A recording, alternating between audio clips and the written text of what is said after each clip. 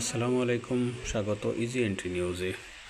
বিএনপির ভারপ্রাপ্ত চেয়ারম্যান তারেক রহমান এবং প্রধান উপদেষ্টা ডক্টর মোহাম্মদ ইউনূসের মধ্যে অনুষ্ঠিত বৈঠক থেকে সুস্পষ্ট ধারণার মাধ্যমে নির্বাচন কমিশন আগামী 2026 সালের ফেব্রুয়ারি মাসে নির্বাচন অনুষ্ঠানের প্রয়োজনীয় প্রস্তুতি শুরু করেছে।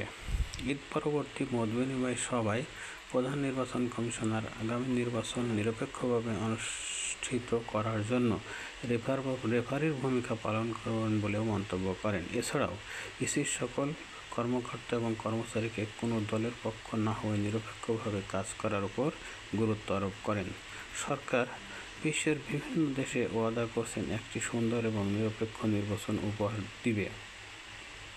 সরকার নির্বাচন কমিশনের উপর বিশ্বাস রেখেই এই প্রত্যয় ব্যক্ত করছেন। তাই আমাদেরকে লেভেল প্লেইং ফিল্ড তৈরির মাধ্যমে গ্রহণযোগ্য নির্বাচন অনুষ্ঠানের আয়োজন করতে হবে।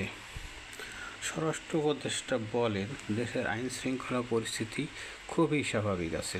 নির্বাচন যখন অনুষ্ঠিত হবে, আইন শৃঙ্খলা বাহিনী ঠিক তখন সেই সময়ের জন্যই প্রস্তুত।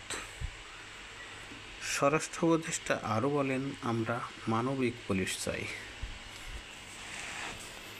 বিবিসি বাংলার খবরে বলা হয়, ইসরায়েল ইরান পাল্টাপাল্টি হামলার মধ্যেই জরুরি বৈঠক ডেকেছেন বিশ্ব পরমাণু সংস্থা। বৈঠক অনুষ্ঠিত হবে আগামীকাল সোমবার সকালে অস্ট্রিয়ার রাজধানী ভিয়েনায় অবস্থিত বিশ্ব পরমাণু সংস্থার সদর দপ্তরে।